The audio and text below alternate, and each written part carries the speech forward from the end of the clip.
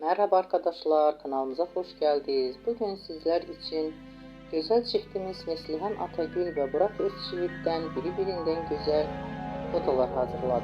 Neslihan Atagül Kara Sevda, Yaprak Dökümü ve Fatih Harbi dizilerinde meşhur olmuşlar. Biz de sizler için onların romantik karelerini hazırladık.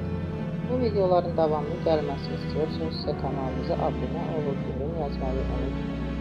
Herkese teşekkürler. Bizden bu kadar.